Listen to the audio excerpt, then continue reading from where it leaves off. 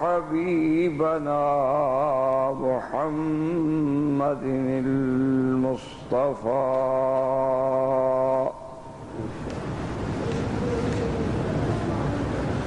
وعلى آله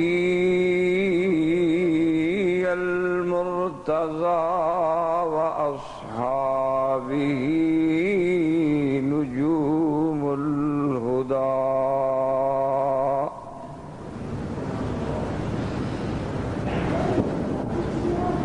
أما بعد فقد قال الله تبارك وتعالى في القرآن المجيد والفرقان الحميد: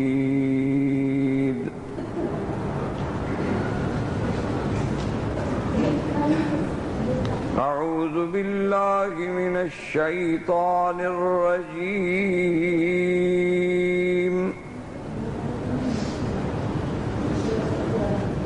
بسم الله الرحمن الرحيم.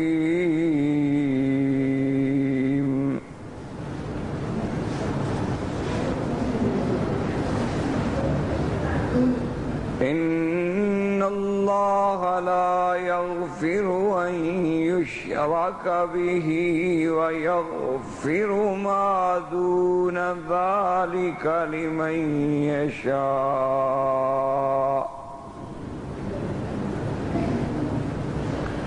ومن يشرك بالله فقد ضل ضلالا بعيدا.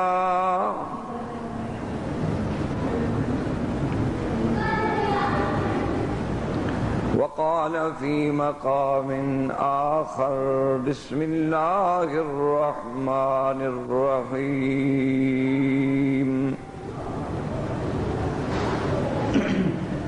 فمن كان يرجو لقاء ربه فليعمل عملا صالحا ولا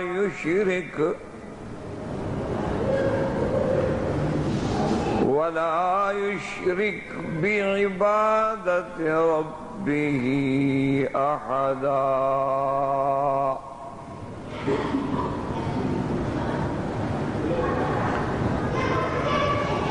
قال النبي صلى الله عليه وسلم: أنا خاتم النبيين وأنتم خاتم الأمم، أو كما قال النبي صلى الله عليه وسلم. قال النبي صلى الله عليه وسلم: عليكم سنتي وسنة الخلفاء الراشدين المهديين،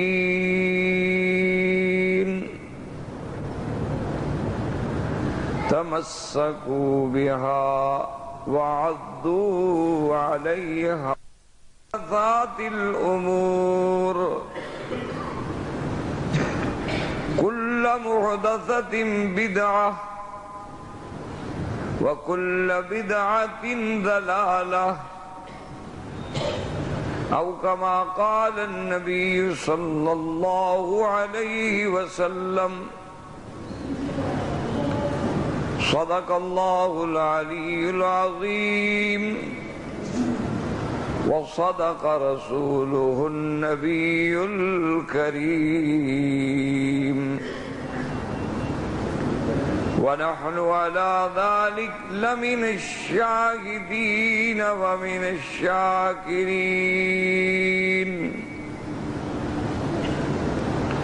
والحمد لله رب العالمين.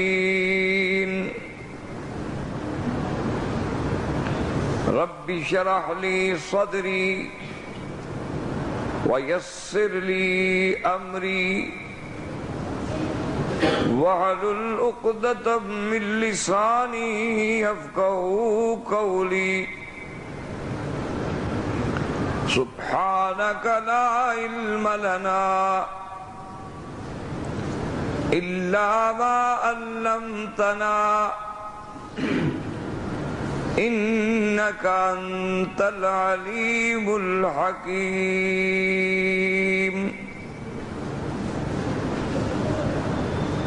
صدر محترم، برادران اسلام، واجب الاحترام بزرگوں، دوستوں اور بھائیوں،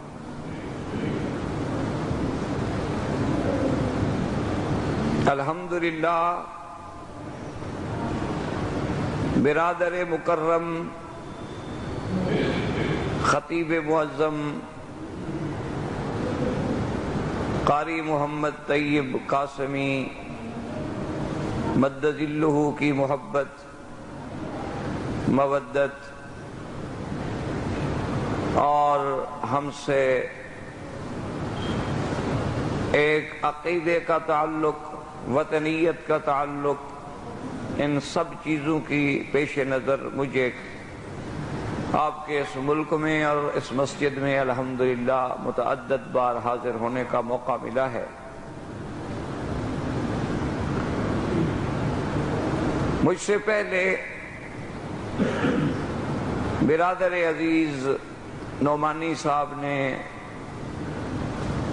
اور سفیر ختم نبوت حضرت چنیوٹی دامت برکاتہم العالیہ نے اپنے خطابات سے نوازا ہے۔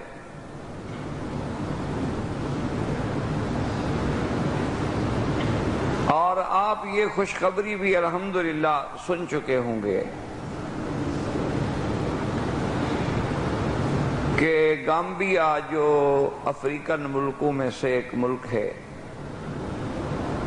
اور جہاں قادیانیت کا، مرزائیت کا بڑا ہولڈ تھا، بڑا اثر تھا، بڑے ان کے ادارے تھے، مدارس تھے، اور انہوں نے مسلمانوں کو ورغلانے کے لیے، دھوکہ دینے کے لیے ایک بڑا سنہرا جال پھیلا رکھا تھا۔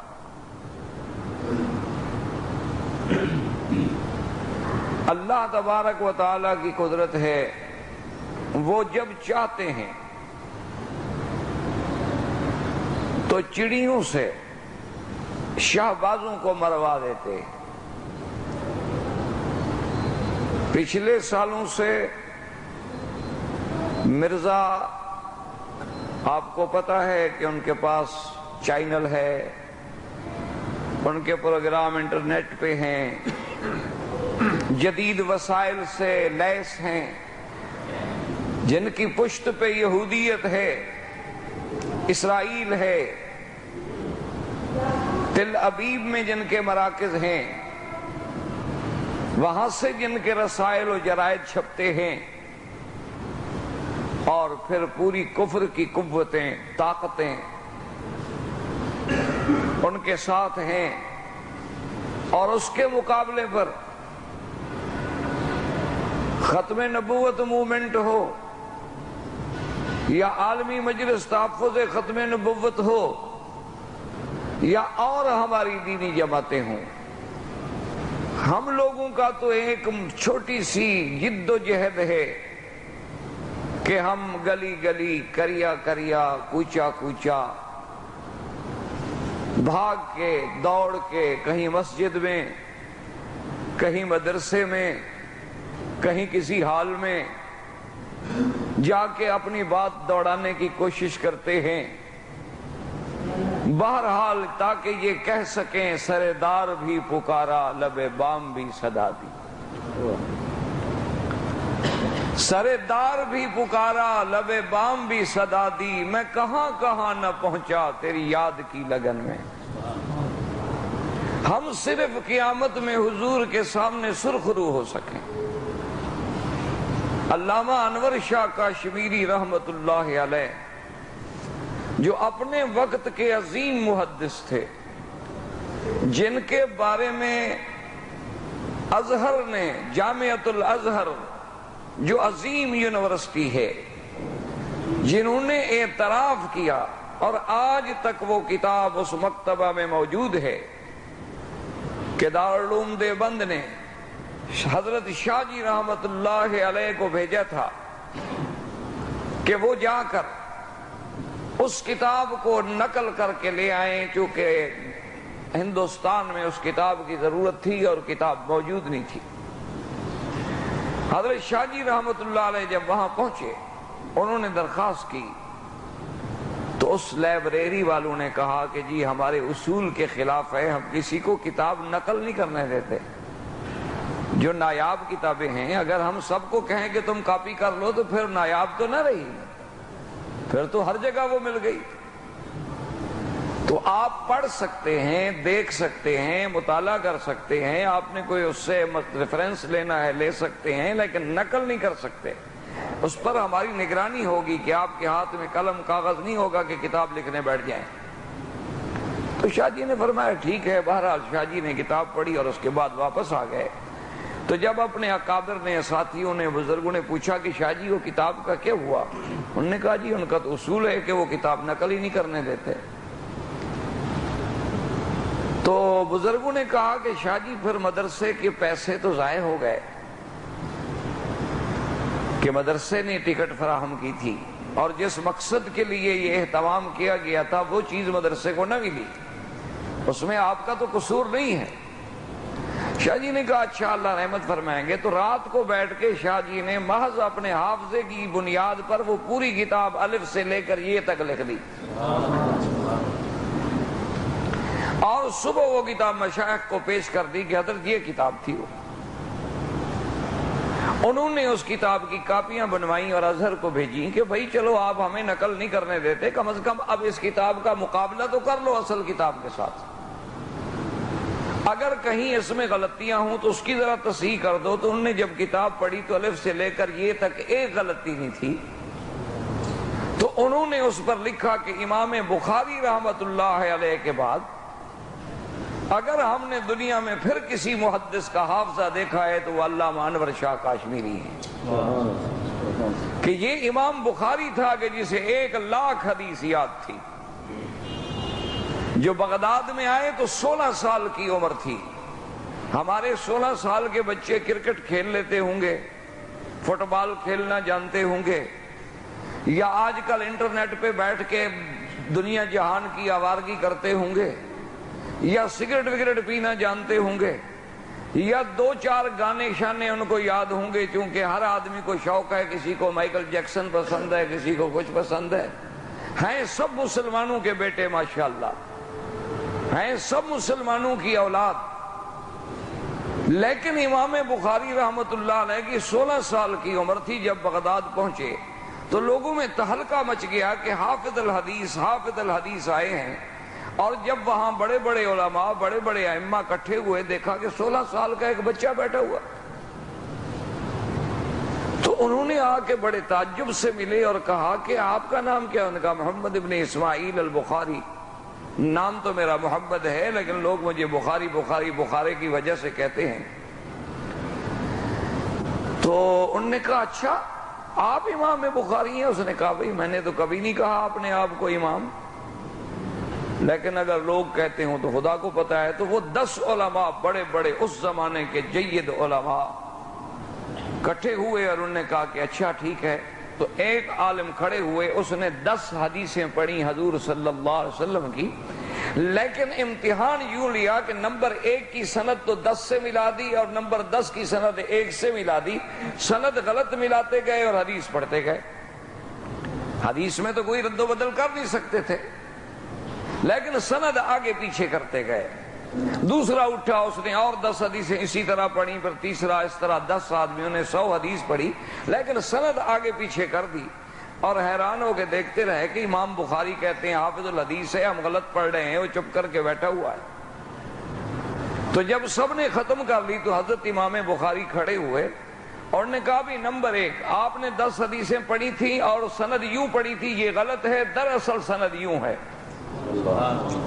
اسی طرح 100 حدیث دوبارہ پڑھی اور 100 سند کو صحیح طرح پڑھا اور اسی طرح پڑھا جیسے انہوں نے غلط پڑھا تھا۔ تو سب لوگ جو تھے جناب ہاتھ چومنے لگے، انہوں نے کہا واقعی ہم مانتے ہیں کہ تم امام وقت ہو، تم محدث ہو اور تم امیر المومنین فی الحدیث ہو۔ تو امام بخاری کے بعد اگر وہ حافظہ ملا تھا تو پھر علامہ انور شاہ کاشمیری رحمت اللہ علیہ کو ملا تھا کہ جو کتاب ایک دفعہ پڑھ لی پھر کبھی وہ دماغ سے نہیں نکلی۔ اور اللہ کی شان ہے، حضرت شاہ جی رحمت اللہ علیہ فرمایا کرتے تھے کہ بھائی جو آدمی صحابہ کی عظمت پہ کام کرتا ہے وہ بھی دین ہے، جو نماز روزے کے لیے کام کرتا ہے وہ بھی دین ہے، جو تبلیغی جماعت کے 6 کلمات لے کے چلتا ہے وہ بھی دین ہے، کوئی آدمی مسجد میں بیٹھ کے بچوں کو قرآن پڑھاتا ہے وہ بھی دین ہے۔ لیکن فرماتے تھے کہ جو آدمی ختم نبوت کے لیے کام کرے گا، یہ بات یاد رکھ لینا کہتے تھے کشمیری کی، کہ نماز ہو، روزہ ہو، حج ہو، زکوٰۃ ہو، کہیں حضور کے اقوال کی حفاظت ہے، کہیں حضور کے اعمال کی حفاظت ہے، کہیں حضور کے افعال کی حفاظت ہے، اور ختم نبوت جو ہے حضور کے ذاتی اعزاز کی حفاظت ہے۔ یہ حضور کا اعزاز ہے، یہ حضور کا عزم ہے، حضور کا لقب ہے۔ فرماتے تھے کہ الحمدللہ اللہ نے مجھے بصیرت بھی دی ہے، مجھے بصارت بھی دی ہے، جو ختم نبوت کے کام میں ایک دن بھی چلے گا تو اللہ کا نبی اس کی شفاعت ضرور فرمائیں گے۔ صلی اللہ علیہ وعلا آلہ واصحابہ وسلم تسلیما کثیرا کثیرا۔ تو آپ کو میں عرض یہ کر رہا تھا کہ یہ غریب لوگ، اور ہمارے ساتھی ابتدا سے دیکھ لیں، حضرت اللہ شاہ بخاری پہ نظر ڈالیں، علامہ انور شاہ کاشمیری پہ نظر ڈالیں، حضرت جلندری رحمت اللہ علیہ پہ نظر ڈالیں، لال حسین اختر پہ نظر ڈالیں، علامہ خالد محمود صاحب پہ نظر ڈالیں، حضرت چنیوٹی پہ نظر ڈالیں، ہمارے تمام اکابر پہ، بڑوں پہ نظر ڈالیں۔ یعنی اللہ کا فضل ہے، گاڑیاں تو بڑی بات ہوتی ہے، سائیکل بھی نہیں ہوتی تھی، سائیکل اپنی ذاتی نہیں ہوتی تھی۔ کبھی گئے اسٹیشن پہ پہنچے تو مہمان دعوت کرنے والے نے اسٹیشن پہ پہنچا دیا پلیٹ فارم پہ اور السلام علیکم کہہ دیا، اور اس کے بعد ٹکٹ کے پیسے کسی کی جیب میں نہیں۔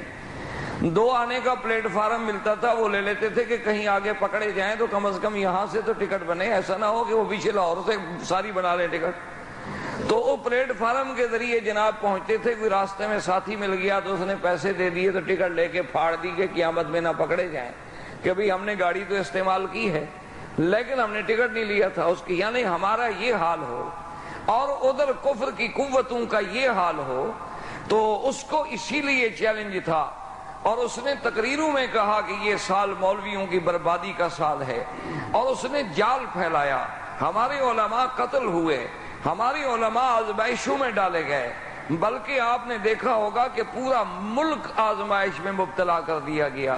یہ ساری اس دشمن کی چال تھی کہ کسی طرح وہ آئین جو پاکستان میں ہمیں کافر قرار دیتا ہے، اس آئین کو کسی طرح توڑا جائے، اس کے فیصلوں کو کسی طرح بدلا جائے، اس کی اس ترمیم کو کسی طرح ختم کر دیا جائے جس میں ختم نبوت کا مسئلہ حل کر دیا گیا ہے۔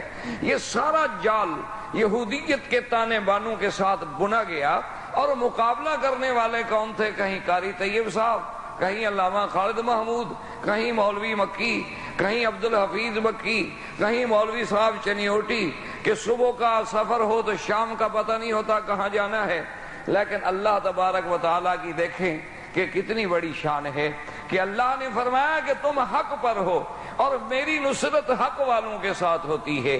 یوم الفرقان میں بھی تم نے دیکھ دیا، ابو جہل کے پاس طاقت تھی، میرے مدنی کے پاس نیاز تھی، ابو جہل کے پاس تکبر تھا، میرے مدنی کے پاس صداقت تھی، ان کے پاس ہتھیار تھے، میرے مدنی کے پاس صحابہ تھے، ان کے پاس پوری دولت اور پیسہ تھا، اور محمد مدنی صلی اللہ علیہ وسلم کے ہمراہ میں صداقت تھی۔ تو اللہ نے یوم الفرقان میں کیسی مدد دی کہ اس کے انٹرنیٹ، اس کے وہ ٹی وی چینل، وہ سارے دھرے رہ گئے، اور گمبیا میں بھی الحمدللہ اس کے صدر نے ان کو غیر مسلم اقلیت قرار دے دیا، اور وہاں وہ اپنی موت مر گئے، جس کا فیصلہ ہوا کہ حق الحق یعلو ولا یعلا، کہ حق ہمیشہ غالب رہتا ہے، حق کبھی مغلوب نہیں ہوتا، اور حق کی بازی کبھی وسائل سے نہیں جیتی جاتی، حق کی بازی کبھی ہتھیاروں سے نہیں جیتی جاتی، حق کی بازی جو ہے وہ عزم سے، اخلاص سے، نیت سے، صداقت سے جیتی جاتی ہے کہ ان تنصروا اللہ ینصرکم۔ اور اسی لیے مجھے یاد آ رہا ہے کہ ایک دفعہ حضرت شاہ جی رحمت اللہ علیہ زندہ تھے، ہم نے ان کو بڑھاپے میں دیکھا تھا، آخری عمر میں، اور مرزا غلام نبی جاں باز جو شاعر تھے ختم نبوت کے، احرار کے، اللہ ان کی قبر پہ رحمت کرے، تو انہوں نے شاہ جی کی موجودگی میں، اور مرزائیوں کا بڑا جور تھا، تو اس وقت ایک بات کہی تھی جو معلوم ہوتا ہے کہ آج بالکل سامنے سی آ رہی ہے۔ تو اس نے اس دور میں یہ بات کہی تھی کہ کوئی منجم سے پوچھ آئے فلک سے کیوں ٹوٹتے ہیں تارے، کوئی منجم سے پوچھ آئے فلک سے کیوں ٹوٹتے ہیں تارے، مجھے تو محسوس ہو رہا ہے پھر ایک نیا انقلاب ہوگا، مجھے تو محسوس ہو رہا ہے پھر ایک نیا انقلاب ہوگا۔ اور اس کے آخر میں انہوں نے کہا تھا کہ گردش وقت کہہ رہی ہے کہ وقت کے منتظر رہو تم، او کسی کی پیری چمک اٹھے گی، کسی کا رسوا شباب ہوگا۔ تو آج دیکھ لیں کہ ان کا شباب، ان کی طاقت، ان کی قوت رسوا ہو گئی۔ اچھا، اور خدا کی شان دیکھیں کہ فیصلے کرنے والے صدر کا نام کیا ہے؟ اس کا نام کیا ہے؟ اور میرے مدنی کے ختم نبوت کے پہلے محافظ کا نام کیا ہے؟ ہاں جی، دیکھو نام میں کتنا مناسبت ہے۔ اب یہ اللہ کی طرف سے، ورنہ ہم نے نام رکھا تھا گمبیا کے صدر کا، ہم نے ان کو سکھایا تھا، ان کے والدین کو، کہ یہی نام رکھنا، کل ہم دلیل بنا سکیں۔ یہ فیصلے اللہ کے ہوتے ہیں۔ اچھا، اور میں نے کل بھی عرض کیا تھا کہ اللہ نے میرے مدنی کے جیسے آسمانوں میں 4 فرشتے چنے تھے، اور زمین میں بھی اللہ نے میرے مدنی کے 4 وزیر، 4 خلفاء چنے تھے۔ ان میں سب سے پہلا خلیفہ کون ہے؟ سیدنا، کہہ دو، ڈرتے ہو کیا بھائی؟ آپ کیوں ڈرتے ہیں؟ مسجد میں بیٹھے، خیریت ہے، کوئی ایسی کچھ بھی نہیں ہوگا۔ پہلے خلیفے کا نام کیا ہے؟ ابو بکر تو کنیت ہے، آگے نام کیا ہے؟ صدیق تو لقب ہے، عتیق بھی لقب ہے، نام کیا ہے؟ دیکھو نا مسلمان کتنا ماشاءاللہ ہوشیار ہے۔ عبد الرحمن، ماشاءاللہ، یہ حال ہے۔ یعنی مقصد ہے کہ اگر شیعہ کا کوئی ملنگ بھیک مانگ رہا ہو تو وہ 12 امام گن سکتا ہے۔ امام سے کہو ٹھیک ہے، وہ جو بھیک مانگتا ہے کہتا ہے نا 5 دے 12، 5 دے 12 دا صدقہ، اس کو 5 بھی یاد ہیں، 12 بھی یاد ہیں، ان کو اپنا سب سے پہلا خلیفہ یاد نہیں ہے۔ اور پتہ ہے یہ خلیفہ کون ہے جس کے بارے میں خدا کیا کہتے ہیں؟ إِلَّا تَنْصُرُوهُ فَقَدْ نَصَرَهُ اللَّهُ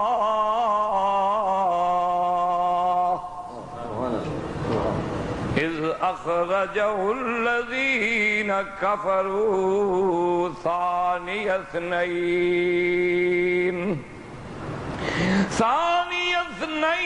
إِذْ هُمَا فِي الْغَارِ إِذْ يَقُولُ لِصَاحِبِهِ لَا تَحْزَنْ إِنَّ اللَّهَ مَعَنَا۔ علامہ انور شاہ کاشمیری رحمت اللہ علیہ، جو اپنے وقت کے عظیم محدث تھے، جن کے بارے میں ازہر نے، جامعۃ الازہر جو عظیم یونیورسٹی ہے، جنہوں نے اعتراف کیا، اور آج تک وہ کتاب اس مکتبہ میں موجود ہے کہ دارالعلوم دیوبند نے حضرت شاہ جی رحمت اللہ علیہ کو بھیجا تھا کہ وہ جا کر اس کتاب کو نقل کر کے لے آئیں، چونکہ ہندوستان میں اس کتاب کی ضرورت تھی اور کتاب موجود نہیں تھی۔ حضرت شاہ جی رحمت اللہ علیہ جب وہاں پہنچے، انہوں نے درخواست کی، تو اس لائبریری والوں نے کہا کہ جی ہمارے اصول کے خلاف ہے، ہم کسی کو کتاب نقل نہیں کرنے دیتے، جو نایاب کتابیں ہیں اگر ہم سب کو کہیں کہ تم کاپی کر لو تو پھر نایاب تو نہ رہی، پھر تو ہر جگہ وہ مل گئی۔ تو آپ پڑھ سکتے ہیں، دیکھ سکتے ہیں، مطالعہ کر سکتے ہیں، آپ نے کوئی اس سے ریفرنس لینا ہے لے سکتے ہیں، لیکن نقل نہیں کر سکتے۔ اس پر ہماری نگرانی ہوگی کہ آپ کے ہاتھ میں قلم کاغذ نہیں ہوگا کہ کتاب لکھنے بیٹھ جائیں۔ تو شاہ جی نے فرمایا ٹھیک ہے۔ بہرحال شاہ جی نے کتاب پڑھی اور اس کے بعد واپس آ گئے۔ تو جب اپنے اکابر نے، ساتھیوں نے، بزرگوں نے پوچھا کہ شاہ جی وہ کتاب کا کیا ہوا، انہوں نے کہا جی ان کا تو اصول ہے کہ وہ کتاب نقل ہی نہیں کرنے دیتے۔ تو بزرگوں نے کہا کہ شاہ جی پھر مدرسے کے پیسے تو ضائع ہو گئے کہ مدرسے نے ٹکٹ فراہم کی تھی، اور جس مقصد کے لیے یہ اہتمام کیا گیا تھا وہ چیز مدرسے کو نہ ملی، اس میں آپ کا تو قصور نہیں ہے۔ شاہ جی نے کہا اچھا اللہ رحمت فرمائیں گے۔ تو رات کو بیٹھ کے شاہ جی نے محض اپنے حافظے کی بنیاد پر وہ پوری کتاب الف سے لے کر یہ تک لکھ دی، اور صبح وہ کتاب مشائخ کو پیش کر دی کہ حضرت یہ کتاب تھی وہ۔ انہوں نے اس کتاب کی کاپیاں بنوائیں اور ازہر کو بھیجیں کہ بھائی چلو آپ ہمیں نقل نہیں کرنے دیتے، کم از کم اب اس کتاب کا مقابلہ تو کر لو اصل کتاب کے ساتھ، اگر کہیں اس میں غلطیاں ہوں تو اس کی ذرا تصحیح کر دو۔ تو انہوں نے جب کتاب پڑھی تو الف سے لے کر یہ تک ایک غلطی نہیں تھی، تو انہوں نے اس پر لکھا کہ امام بخاری رحمت اللہ علیہ کے بعد اگر ہم نے دنیا میں پھر کسی محدث کا حافظہ دیکھا ہے تو وہ علامہ انور شاہ کاشمیری ہے، کہ یہ امام بخاری تھا کہ جسے 1,00,000 حدیث یاد تھی، جو بغداد میں آئے تو 16 سال کی عمر تھی۔ ہمارے 16 سال کے بچے کرکٹ کھیل لیتے ہوں گے، فٹ بال کھیلنا جانتے ہوں گے، یا آج کل انٹرنیٹ پہ بیٹھ کے دنیا جہان کی آوارگی کرتے ہوں گے، یا سگریٹ وگریٹ پینا جانتے ہوں گے، یا 2-4 گانے شانے ان کو یاد ہوں گے، چونکہ ہر آدمی کو شوق ہے، کسی کو مائیکل جیکسن پسند ہے، کسی کو کچھ پسند ہے۔ ہیں سب مسلمانوں کے بیٹے ماشاءاللہ، ہیں سب مسلمانوں کی اولاد، لیکن امام بخاری رحمت اللہ علیہ کی 16 سال کی عمر تھی جب بغداد پہنچے، تو لوگوں میں تہلکہ مچ گیا کہ حافظ الحدیث آئے ہیں، اور جب وہاں بڑے بڑے علماء، بڑے بڑے ائمہ اکٹھے ہوئے، دیکھا کہ 16 سال کا ایک بچہ بیٹھا ہوا، تو انہوں نے آ کے بڑے تعجب سے ملے اور کہا کہ آپ کا نام کیا؟ انہوں نے کہا محمد ابن اسماعیل البخاری۔ نام تو میرا محمد ہے لیکن لوگ مجھے بخارے کی وجہ سے کہتے ہیں۔ تو انہوں نے کہا اچھا آپ امام بخاری ہیں؟ اس نے کہا بھئی میں نے تو کبھی نہیں کہا اپنے آپ کو امام، لیکن اگر لوگ کہتے ہوں تو خدا کو پتا ہے۔ تو وہ 10 علماء بڑے بڑے اس زمانے کے جید علماء کٹھے ہوئے اور انہوں نے کہا کہ اچھا ٹھیک ہے۔ تو ایک عالم کھڑے ہوئے، اس نے 10 حدیثیں پڑھی حضور صلی اللہ علیہ وسلم کی، لیکن امتحان یوں لیا کہ نمبر 1 کی سند تو 10 سے ملا دی اور نمبر 10 کی سند 1 سے ملا دی، سند غلط ملاتے گئے اور حدیث پڑھتے گئے۔ حدیث میں تو کوئی رد و بدل کر نہیں سکتے تھے، لیکن سند آگے پیچھے کرتے گئے۔ دوسرا اٹھا، اس نے اور 10 حدیثیں اسی طرح پڑھی، پھر تیسرا، اس طرح 10 آدمیوں نے 100 حدیث پڑھی، لیکن سند آگے پیچھے کر دی، اور حیران ہو کے دیکھتے رہے کہ امام بخاری کہتے ہیں حافظ الحدیث ہے، ہم غلط پڑھ رہے ہیں، وہ چپ کر کے بیٹھا ہوا ہے۔ تو جب سب نے ختم کر لی تو حضرت امام بخاری کھڑے ہوئے اور نے کہا بھی نمبر 1 آپ نے 10 حدیثیں پڑھی تھی اور سند یوں پڑھی تھی، یہ غلط ہے، دراصل سند یوں ہے۔ اسی طرح 100 حدیث دوبارہ پڑھی اور 100 سند کو صحیح طرح پڑھا اور اسی طرح پڑھا جیسے انہوں نے غلط پڑھا تھا۔ تو سب لوگ جو تھے جناب ہاتھ چومنے لگے، انہوں نے کہا واقعی ہم مانتے ہیں کہ تم امام وقت ہو، تم محدث ہو اور تم امیر المومنین فی الحدیث ہو۔ تو امام بخاری کے بعد اگر وہ حافظہ ملا تھا تو پھر علامہ انور شاہ کاشمیری رحمت اللہ علیہ کو ملا تھا کہ جو کتاب ایک دفعہ پڑھ لی پھر کبھی وہ دماغ سے نہیں نکلی۔ اور اللہ کی شان ہے، حضرت شاہ جی رحمت اللہ علیہ فرمایا کرتے تھے کہ بھائی جو آدمی صحابہ کی عظمت پہ کام کرتا ہے وہ بھی دین ہے، جو نماز روزے کے لیے کام کرتا ہے وہ بھی دین ہے، جو تبلیغی جماعت کے 6 کلمات لے کے چلتا ہے وہ بھی دین ہے، کوئی آدمی مسجد میں بیٹھ کے بچوں کو قرآن پڑھاتا ہے وہ بھی دین ہے۔ لیکن فرماتے تھے کہ جو آدمی ختم نبوت کے لیے کام کرے گا، یہ بات یاد رکھ لینا کہتے تھے کشمیری کی کہ نماز ہو، روزہ ہو، حج ہو، زکوٰۃ ہو، کہیں حضور کے اقوال کی حفاظت ہے، کہیں حضور کے اعمال کی حفاظت ہے، کہیں حضور کے افعال کی حفاظت ہے، اور ختم نبوت جو ہے حضور کے ذاتی اعزاز کی حفاظت ہے۔ یہ حضور کا اعزاز ہے، یہ حضور کا عزم ہے، حضور کا لقب ہے۔ فرماتے تھے کہ الحمدللہ اللہ نے مجھے بصیرت بھی دی ہے، مجھے بصارت بھی دی ہے، جو ختم نبوت کے کام میں ایک دن بھی چلے گا تو اللہ کا نبی اس کی شفاعت ضرور فرمائیں گے۔ صلی اللہ علیہ وعلا آلہ واصحابہ وسلم تسلیما کثیرا کثیرا۔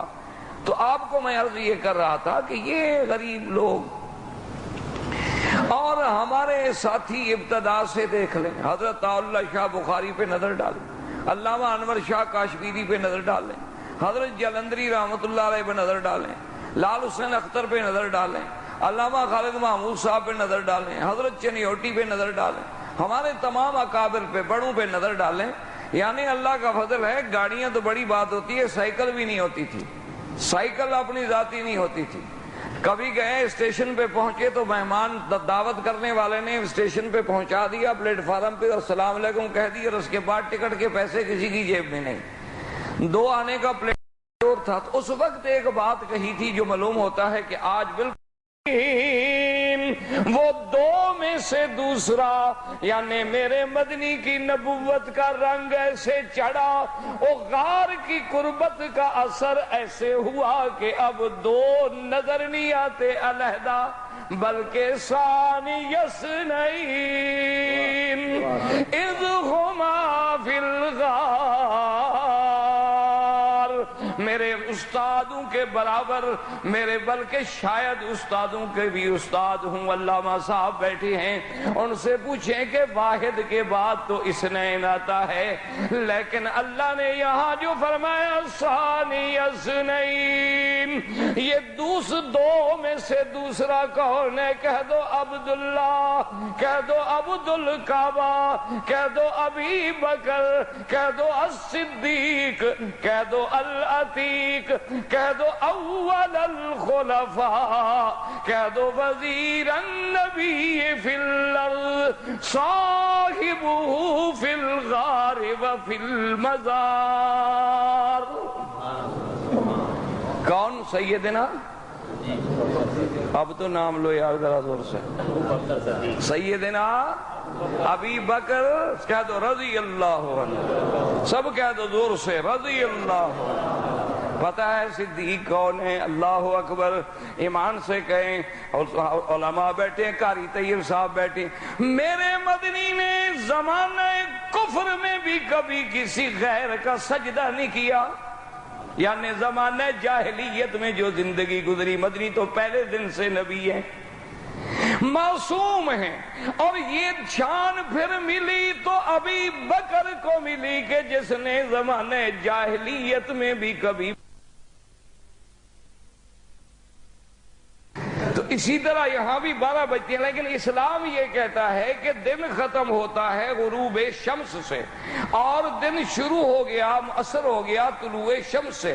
ابھی سورج بھی نہیں نکلا، ابھی کچھ بھی نہیں ہوا، لیکن جناب دیکھ لیں کہ بھئی اس دن کا اثر رات میں آ گیا کہ تراویح شروع ہو گئی، ماشاءاللہ جی رمضان آ گیا، رمضان آ گیا، رمضان آ گیا، اور چھوٹے چھوٹے بچے سب بھاگ رہے ہیں، سحری کی تیاریاں ہو رہی ہیں، کیونکہ اللہ نے کہا تھا کہ رات دن کا خلیفہ ہے اور دن رات کا خلیفہ ہے۔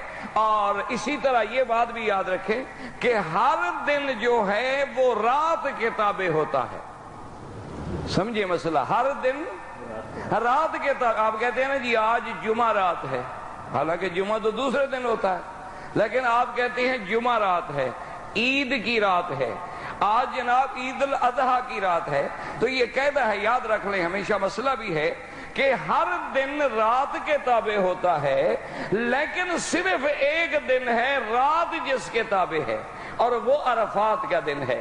وہ کسی رات کے تابع نہیں بلکہ آنے والی رات بھی اس دن کے تابع ہے کہ وہ شروع ہوتا ہے زوال سے اور سارا دن بھی حج، ساری رات بھی صبح صادق تک اگر کوئی عرفات میں پہنچ جائے تو حج۔ اللہ نے فرمایا یہ ایسا دن ہے، ہر دن کو میں نے رات کے تابع کیا ہے، لیکن اس دن کی عظمت یہ ہے کہ رات بھی اس دن کے تابع ہے، اور شاید حکمت بھی یہ تھی کہ دین مکمل ہو گیا۔ اور میرے مدنی نے ایک تشبیہ دی تھی جو علامہ صاحب کو انشاءاللہ زیادہ مزہ دے گی۔ حضور نے فرمایا اپنی امت کو کہ ترکتکم علی البیضاء، میں تمہیں ایک چمکتی ہوئی شریعت دے کے جا رہا ہوں، لیلھا کنہارھا، جس کی رات بھی دن کے مطابق ہوگی۔ اللہ نے فرمایا اعلان عرفات میں ہے تو آج رات کو بھی دن بنا دو، تاکہ میرے مدنی کا فرمان پورا ہو جائے کہ لیلھا کنہارھا۔ تو اب جناب دیکھیں کہ ابھی یعنی رات نہیں آئی، دن کا اثر آ گیا، اب دن نہیں آیا رات کا اثر آ گیا، کیونکہ خلیفہ ہے۔ تو یہ شان کس کو ملی؟ صرف ابو بکر کو، کہ ابھی میرا مدنی موجود ہے۔ فرمایا کون نماز؟ ہم نے کہا حضور نماز نہیں ہوئی۔ فرمایا مروا ابا بکر فلیصلی بالناس، ابو بکر سے کہو لوگوں کو نماز پڑھائے۔ اب حضور موجود ہیں اور ابو بکر مصلی پہ آ گیا، یعنی حضور کی زندگی میں موجودگی میں مصلی پہ آنے والا صرف ابو بکر ہے۔ تو خلیفہ کہلانے والا کون ہے؟ صرف ابو بکر ہے، کہ جو حضور صلی اللہ علیہ وسلم کی موجودگی میں مصلی پہ آیا ہے۔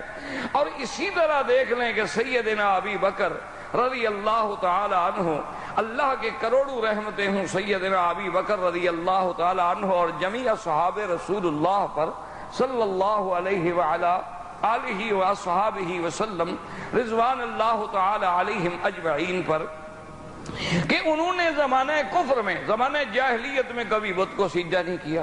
اچھا خدا کی شان ہے، ایک دن ان کے ابا پکڑ کے لے گئے ان کو اور کہنے لگے ابو بکر یہ کیا بات ہے، تم میرے خدا کے آگے سجدہ نہیں کرتے ہو، تم میرے آلہہ کے سامنے آ کے عبادت نہیں کرتے ہو، آج میں تمہیں نہیں چھوڑوں گا، آج اپنے سامنے تم سے عبادت کرواؤں گا۔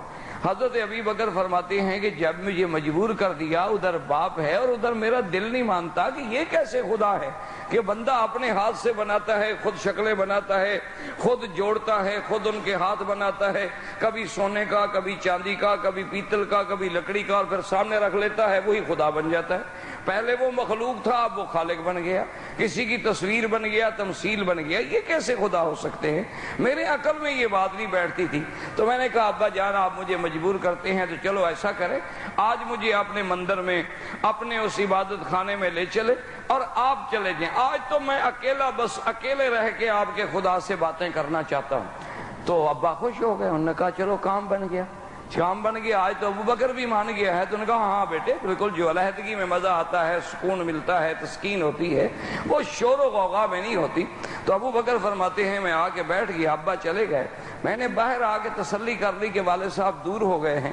تو میں گیا، ان کا جو سب سے بڑا خدا کھڑا تھا، آپ نے یہاں تو بڑے دیکھے ہیں بازاروں میں خدا بکتے ہیں، یہاں بھی تو بڑے ہیں نا ماشاءاللہ، دکانوں پہ خدا بکتے ہیں۔ یہ خدا آپ نے کبھی سوچی ہے کہ انسان خود بنائے اور وہ کیا بن جائے؟ یہ عقل کی بات ہے بلا؟ اچھا مسلمان تو ایسا نہیں کرتے، ہاں جی نہیں بتا دو یار کیا، ہم تو میں تو آپ کا پرانا واقف ہو گیا ہوں، مسلمان تو کبھی ایسا نہیں کرتے۔ اچھا ماشاءاللہ کہ جب کوئی اللہ والا فوت ہو جاتا ہے، ایمان سے کہیں اس کو غسل کون دیتے ہیں؟ نہیں ہم بندے زندہ دیتے ہیں یا خود بخود غسل ہو جاتا ہے؟ ہم دیتے ہیں ان کو کفن ہم پہناتے ہیں، ان کا جنازہ ہم اٹھاتے ہیں، پھر ان پہ نماز ہم پڑھتے ہیں، ان کے لیے قبر ہم تیار کرتے ہیں، سارے کام میں وہ ہمارا محتاج ہے، بس قبر میں جائے تو پھر ہم کھڑے ہو جاتے ہیں، جی مہربانی کرو جی بچڑا روا شہباز کلندر تیرے دروازے پہ آ کے بچڑا گیا۔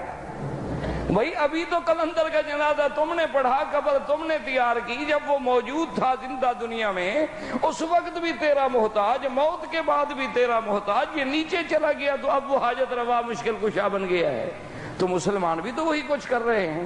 اللہ تبارک و تعالیٰ سے دعا کرو اللہ ہدایت دے۔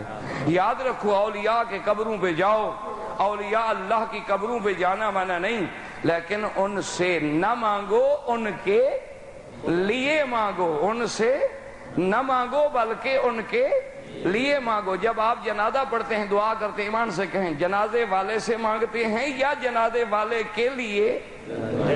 کیا کہتے ہو؟ اللہم اغفر لحینا و میتنا و شاہدنا و غائبنا۔ تو اب اس کے لیے مانگ رہے ہو یا کہہ رہے ہو کہ جنازے والا مغفرنا، ہماری بخشش کر، ہمیں روٹی عطا فرما، ہمیں بچی عطا فرما؟ جب اس کی میت اللہ کے ولی کی سامنے رکھی ہے تو اس کے لیے دعا کر رہے ہو۔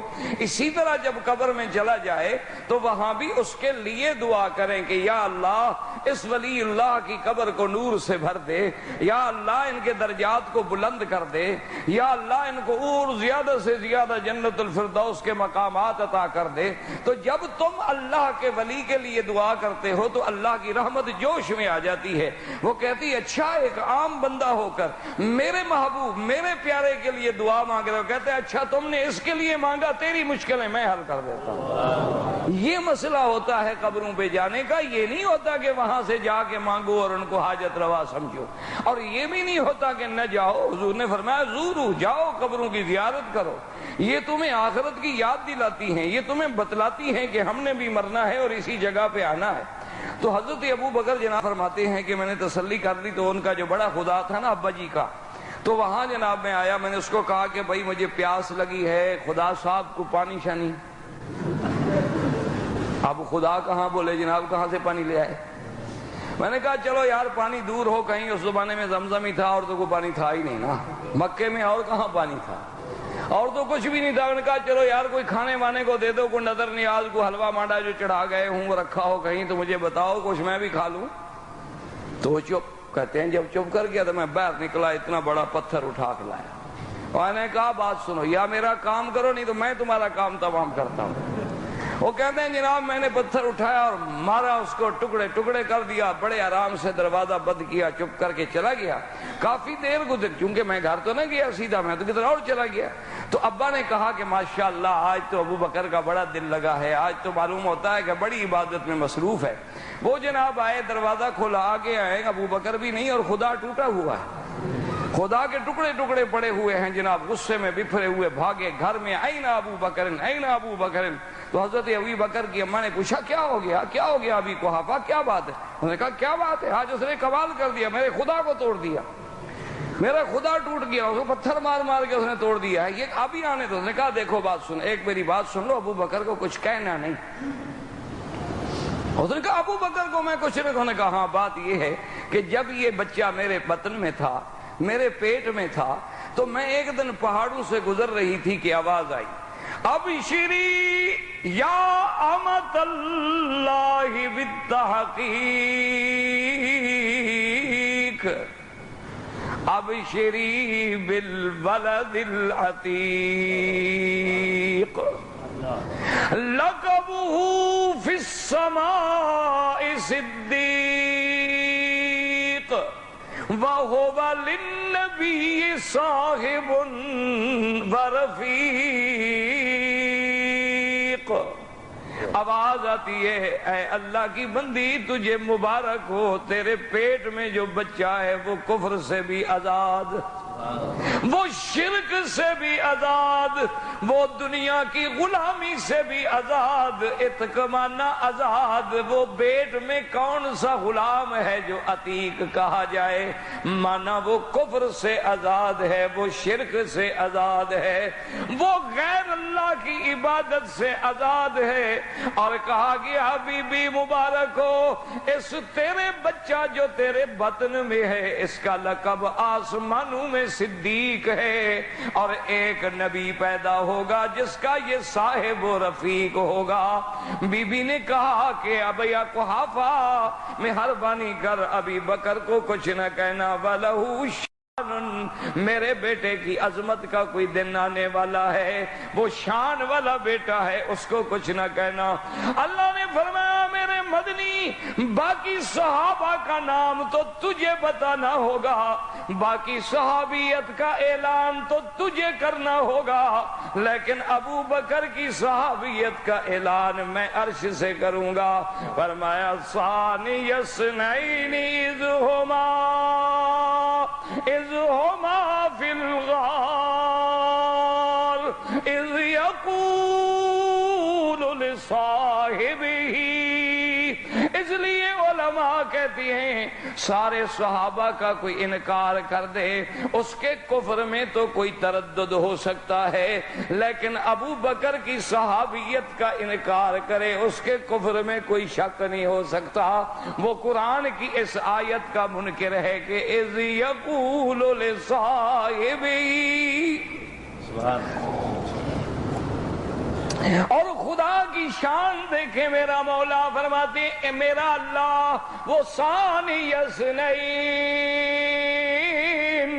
وہ دوسرے میں سے دوجا. وہ کون سی جگہ تھی؟ میدان تھا، عرفات تھا، مزدلفہ تھا، وہ مسجد الحرام تھی، وہ مقام بدر تھا، مقام حدیبیہ تھا. وہ دو کس جگہ تھے؟ اللہ نے فرمایا نہ دنیا کی نظریں شاید میدان میں دھوکا کھا جائیں. وہ کہہ سکتی ہیں کہ پتہ نہیں دوسرا کون تھا، کوئی تھا تو صحیح لیکن پتہ نہیں. اللہ نے فرمایا میں جگہ اتنی چھوٹی کر دوں گا کہ دو کے علاوہ تیسرا بیٹھ بھی نہ سکے. فرمایا اذ ہما فی الغار اذ ہما فی الغار اذ یقول لصاحبہ لا تحزن ان اللہ معنا. اور صدیق کی شان دیکھیں، حضور نے فرمایا صدیق میں آگے چلوں گا تم میرے پیچھے چلنا. اور یاد رکھو، اور میرے بزرگ بیٹھے ہیں، قاری صاحب بیٹھے، میرے بھائی بیٹھے ہیں، ان سے پوچھ لیں کہ ساری دنیا ہجرت کے لیے سارے صحابہ چل کے میرے نبی کے پاس آئے کہ حضور ہجرت کی اجازت ہے. کوئی حبشہ گئے، کوئی مدینہ گئے، لیکن یہ ثانی اثنین یہ چل کے نہیں آیا بلکہ میرا مدنی چل کے ابو بکر کے گھر میں آیا. ثانی اثنین ثانی اثنین اذ ہما فی الغار. آگے آگے جا رہے ہیں. اللہ اکبر. اندازہ تو کریں مسلمانوں، میں تو کہوں گا انشاءاللہ کہ اللہ تبارک و تعالی یہاں کے نوجوانوں کو بھی توفیق دی ہے، اور زیادہ توفیق دے کہ ختم نبوت کے پروانے بنے، ختم نبوت کے سپاہی بنے، ختم نبوت میں شامل ہو کے اپنا نام مدنی کی شفاعت میں لکھوائیں، اور پھر دنیا کو ہم بتلا سکیں اور قادیانیت کو ہم کہہ سکیں کہ یہ ہمارے نوجوان بچے دیکھو دن ان کے چہروں پہ داڑھی بھی نہیں ہے، یہ ابھی تک بیچارے کوئی تقوی پرہیزگاری کی منزل میں نہیں ہے، لیکن حضور کی محبت کا یہ عالم ہے کہ یہ دیکھ لو یہ خوددار ماؤں کی گودوں کے پالے، یہ خوددار ماؤں کی گودوں کے پالے، نہ ہاتھوں میں خنجر نہ کاندھوں پہ بھالے.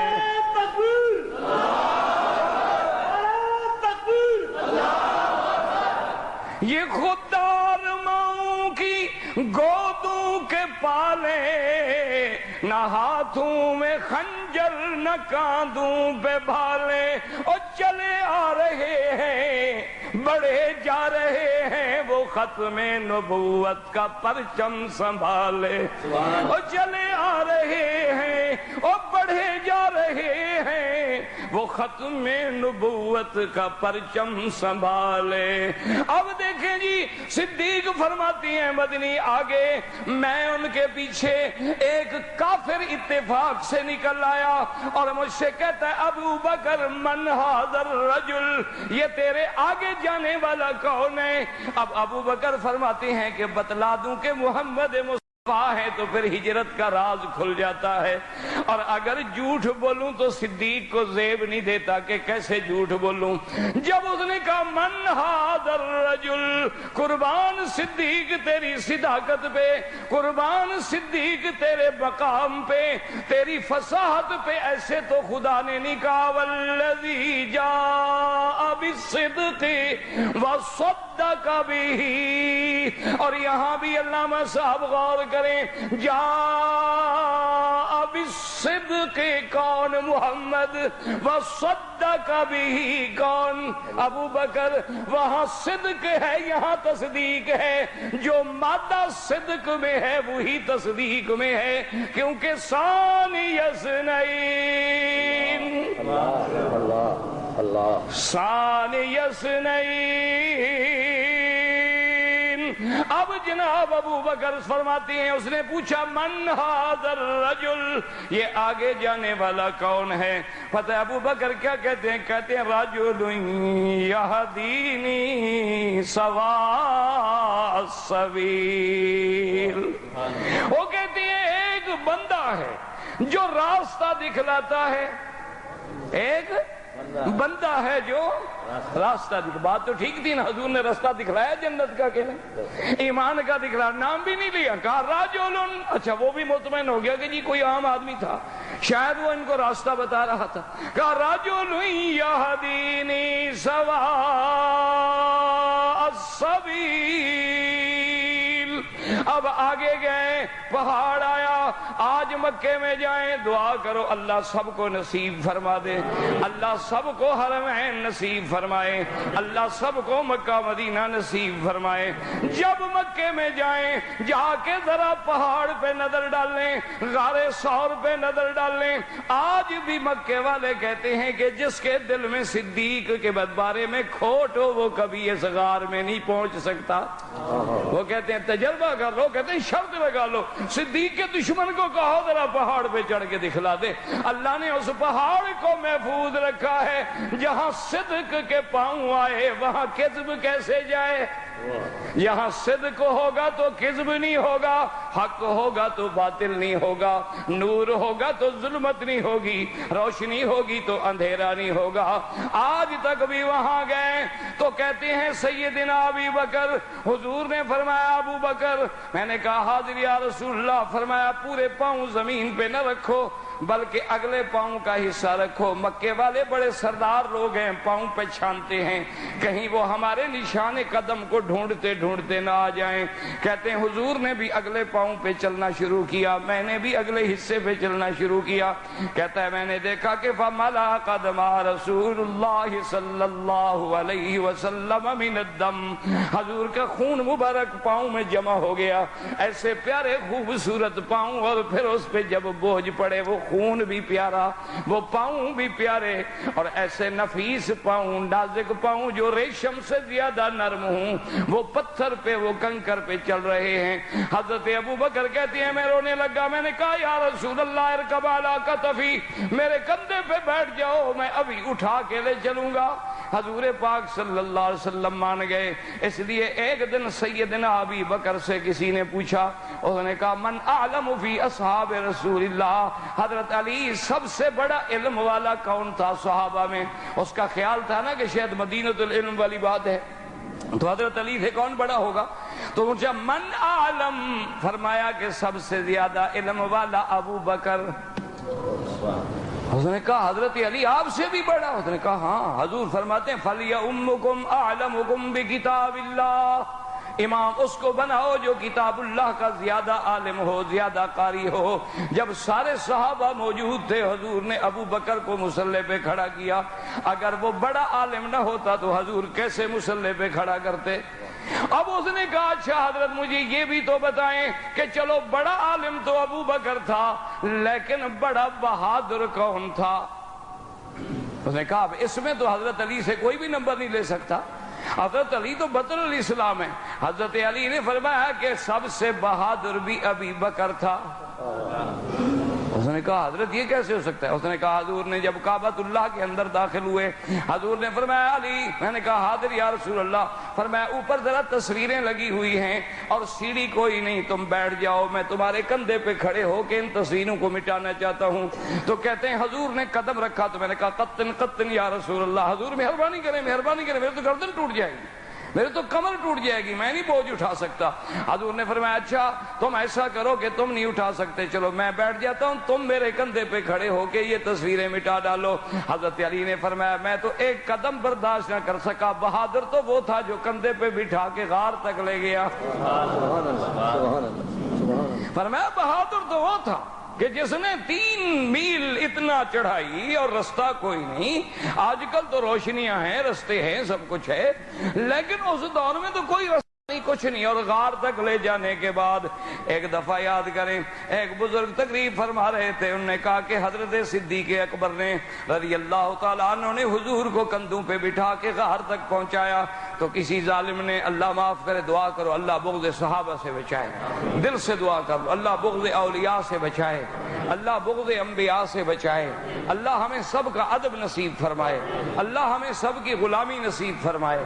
مسئلہ بیان کرنا علیحدہ بات ہوتی ہے، ادب علیحدہ بات ہوتی ہے، یاد رکھا کریں۔ ادب کا معنی یہ نہیں ہے کہ ہم کسی ولی کو نبی بنا دیں، کسی نبی کو خدا بنا دیں، یہ ادب نہیں ہوتا، یہ تو شرک ہے اور کفر ہے۔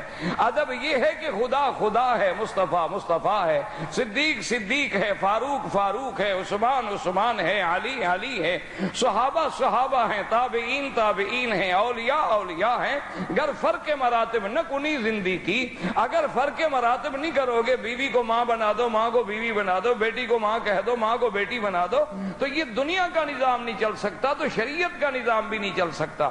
شریعت کے نظام میں بھی حدود ہیں، اس سے کوئی تجاوز نہیں کر سکتا۔ تو انہوں نے جب یہ فضیلت بیان کی کہ حضرت ابوبکر نے کندھے پہ بٹھایا، پہاڑ پہ چڑھ گئے، تو دشمن تو بھائی دشمن ہوتا ہے نا، مخالف تو پھر مخالف ہوتا ہے، وہ تو ہر بات سے بات نکالتا ہے۔ تو اس نے کہا جی کون سی بڑی بہادری ہے یار، عجیب بات ہے، یہ سنی مولوی جو ہے نا اہل سنت والجماعت والے، یہ چیختے رہتے ہیں جی ابوبکر نے کندھے پہ بٹھا لیا، ابوبکر اٹھا کے لے گیا، حضور صلی اللہ علیہ وسلم کا بوجھ مبارک اٹھا کے لے گیا، کیا ہو گیا؟ حدیثوں میں موجود ہے راکب رسول اللہ صلی اللہ علیہ وسلم علی الحمار، حضور پاک نے تو گدھا پہ بھی سواری کی ہے، حضور پاک نے تو اونٹ پہ بھی سواری کی ہے، اونٹنی پہ بھی سواری کی ہے، گدھا پہ بھی سواری کی ہے، اگر ابو بکر پہ بھی سوار ہو گئے تو کیا بات ہو گئی؟ میں نے عرض کیا نا کہ دشمن جب ہو نا جی تو وہ تو آپ کتنے سیدھے راستے پہ ہوں وہ کوئی نہ کوئی بات نکال لے۔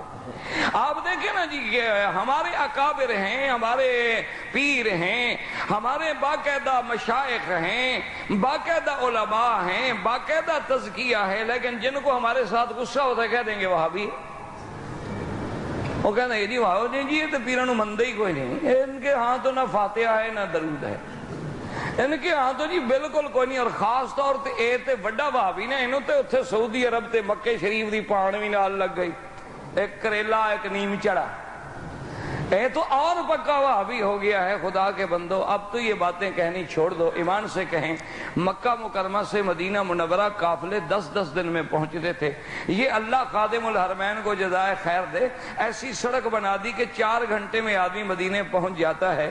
اگر ان کے دلوں میں مدینے سے مدینے والے سے کوئی ذرا سا بھی بغض ہوتا تو راستے بند کر دیتے یا آسان کر دیتے کہ جلدی پہنچ جاؤ؟ کوئی عقل کی بات کرے۔ آپ رمضان میں ابھی جا کے دیکھیں ان کی ہر دعا جو ہے حضور کے درود پہ ختم ہوتی ہے کہ نہیں؟ علامہ صاحب بیٹھے ہیں، پوچھ لیں، حنفیوں کے نزدیک تو ایک مسئلہ ہے کہ اگر تشہد میں اتحیات میں درود شریف بھول گیا انسان ہے نہیں پڑھ سکا تو نماز ہو جائے گی، لیکن حنابلہ جن کو تم وہابی کہتے ہیں ان کے مسلک میں یہ ہے کہ اگر نماز میں درود نہیں پڑھا تو نماز نہیں ہوگی۔ اللہ، تو ان کو تم یہ اس لیے دشمن جو ہے نا میرا عزیز پھر وہ کوئی نہ کوئی بات تو بنا لیتا ہے نا۔ وہ ایک پیر بزرگ تھے، بہت بڑے اللہ کے ولی تھے، تو بیوی نہیں مانتی تھی، یہ خدا کی قدرت ہے، آدمی کی بیوی نہیں مانتی، آپ کو مانتی ہے؟ بھائی اس میں شرم کی کیا بات ہے یار، بھائی ہو اپنے، کون سے ہم کوئی آسمان سے اترے ہیں، ہم بھی تمہارے بھائی ہیں ساتھی ہیں۔ نہیں، آپ کی بیوی مانتی ہے کہ لیڈیز از فرسٹ، وہ آگے چلتی ہے نا، اور آپ ماشاءاللہ. اچھا جب کنکریاں مارنے کا وقت ہے نا مینا میں، لوگ بڑے مسئلے پوچھتے ہیں مجھ سے مکہ شریف، اور جناب بڑا رش ہوتا ہے تو میں بیوی کی طرف سے کنکریاں مار لوں؟ میں نے کہا نہیں جی آپ اپنے مسئلے پہ رہیں، لیڈیز از فرسٹ. اچھا عورت ہے کتنا سمجھدار، کہتے جی نہیں رش ہے، رش ہے. بازار میں رش کوئی نہیں، میلے پہ رش کوئی نہیں. یہ کرسمس کے دنوں میں جناب کھوے پہ کھوا چل رہا ہے، نہ پتہ لگتا ہے مرد ہے نہ عورت ہے. یہاں کوئی رش نہیں. وہاں مینا میں کن کے نہیں بڑا رش ہے جی تسی مار دے تاکہ مرے تو شوہر مرے نا میرا، جان چھوٹے جائے ختم ہو تاکہ واپس جاؤں کہوں سبحان اللہ کیا خوش نصیب بیوی ہوں کہ میرا شوہر وہاں دفن ہو گیا اور میں دوسرے نکاح کے لیے واپس پہنچ گئی ہوں تیار. تو اس لیے اندازہ کریں دشمن تو بات نکال لیتا ہے. اب جناب وہ ولی اللہ جو تھے، یہ میں ایسے نہیں کہہ رہا بیوی نہیں اس لیے دیکھیں علامہ صاحب سے پوچھنا انشاءاللہ، قاری طیب صاحب سے کبھی پوچھ لینا. اور آپ بھی جانتے ہیں میرے مدنی کو جب نبوت ملی غار میں، نبوت کہاں ملی؟ ہاں جی. اور صدیق کہاں ملا؟ نہیں سمجھ آئی بات؟ میرے مدنی پہ جبریل کہاں اترا؟ تو جبریل آسمان کا وزیر ہے، وہ کہاں ملا؟ غار میں. اور صدیق زمین کا وزیر ہے، یہ کہاں کٹھے ہوا؟ غار میں. ایک وہ بھی غار اور ایک یہ بھی غار اور ایک تیسری غار ادھر ہے. یہ بھی یاد رکھنا حضرت صدیق جب غار پہ پہنچے تو کہا حضور آپ کھڑے ہو جائیں، مدتوں سے غار پڑی ہے میں ذرا صاف کر لوں، کوئی بچھو کوئی ایسا جانور نہ ہو. صدیق اندر گئے، صاف کیا تو پھر مدنی گئے. اللہ نے حکم کر دیا، اشارہ ہو گیا کہ جب تک اس غار میں پہلے صدیق کی محبت نہیں آئے گی محمد مدنی پہ ایمان بھی نہیں آئے گا. وہاں غار میں حضور ہیں، قرآن اترا. اچھا اترنے کے بعد سب سے پہلے حضور کہاں آئے؟ سب سے پہلے حضور بیوی کے پاس آئے. غار سے اترنے کے بعد کہاں پہنچے؟ بیوی کے پاس پہنچے. کہا زملونی زملونی، خدیجہ کپڑا ڈالو، بدن پہ تھر تھری ہے. اسی منظر کو میرا مولا پسند کر کے فرماتی ہیں یا ایھا المزمل قم اللیل الا قلیلا نصفہ او انقص منہ قلیلا او زد علیہ ورتل القرآن ترتیلا. میرا مدنی پہلے بیوی کے پاس آئے تاکہ سب سے پہلی تصدیق بیوی کرے کہ اس کی تصدیق بڑی مشکل ہوتی ہے. اور جب بیوی پاکی کی گواہ بن جائے تو پھر اس سے بڑا گواہ دنیا میں کوئی نہیں ہوتا. سب سے پہلی تصدیق کرنے والی سیدہ خدیجہ. اور ظالم تو کہتے ہیں اسلام نے عورت کو کوئی مقام نہیں دیا. ذرا غور تو کریں میرے مدنی کی پہلی گواہ کون ہے؟ سیدہ خدیجہ.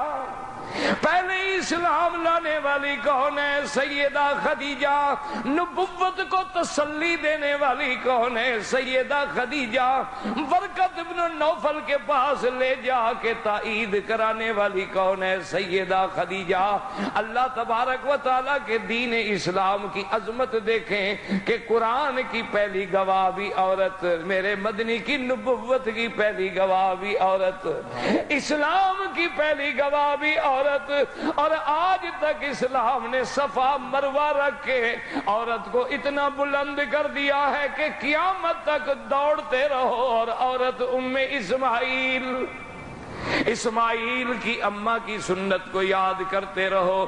لیکن مشکل یہ ہوتی ہے کہ دشمن کو بات سمجھ نہیں آتی، وہ ہر نیکی میں بھی کوئی برائی نکال لیتا ہے. اس لیے جیسے اس نے کہہ دیا کہ جناب کیا ہو گیا اگر حضور صلی اللہ علیہ وسلم سیدنا صدیق کے کندھے پہ بیٹھے تو کیا ہو گیا؟ حضور تو اونٹنی پہ بھی بیٹھے، حضور تو گھوڑے پہ بھی بیٹھے، حضور تو گدھا پہ بھی بیٹھے. لیکن اللہ اکبر، اس کو جب سمجھایا گیا کہ بات بات سمجھو. ہم نے کہا ظالم اعتراض کرنے والے تم ٹھیک کہتے ہو، لیکن ہمارے عقیدے کو سمجھ لو کہ حضور جس اونٹنی پہ بیٹھے ہیں وہ ساری اونٹنیوں کی سردار ہے. حضور جس گھوڑے پہ بیٹھے وہ سارے گھوڑوں سے افضل ہے. حضور جس گدھا پہ بیٹھے وہ ساری دنیا کے گدھوں سے افضل ہے. اور حضور جس بندے پہ بیٹھے وہ بندہ بھی ساری دنیا کے بندوں سے افضل ہے. اصل بات تو یہ ہے حضور تو بیٹھے ہیں، اور حضور جس پہاڑ پہ کھڑے ہوں وہ پہاڑ پہاڑوں میں افضل. حضور جس غار میں بیٹھے ہوں وہ غار ساری غاروں سے افضل. حضور صلی اللہ علیہ وسلم جس مسجد میں کھڑے ہوں وہ مقام ساری دنیا سے افضل. اس لیے اللہ تبارک و تعالیٰ کی شان دیکھیں کہ یہ شرف کس کو ملا ہے؟ صرف ابو بکر رضی اللہ تعالیٰ عنہ کو، کہ اللہ فرماتے ہیں الا تنصروہ فقد نصرہ اللہ اذ اخرجہ الذین کفروا ثانی اثنین. اب ذرا توجہ کریں، ایک پارٹی ہے نکالنے والی اور ایک پارٹی ہے نکلنے والی. نکلنے والے کون ہیں؟ میرا مدنی اور ابو بکر. مکے سے کون نکل رہے تھے؟ ہاں جی وہ نام لے لیا کرو، خیر زندوں میں بیٹھا ہوں نا، خیر زندہ الحمدللہ. اب مکے سے جانے والے کون ہیں؟ اب سیدنا محمد مصطفیٰ اور ابو بکر. اور نکالنے والے کون ہیں؟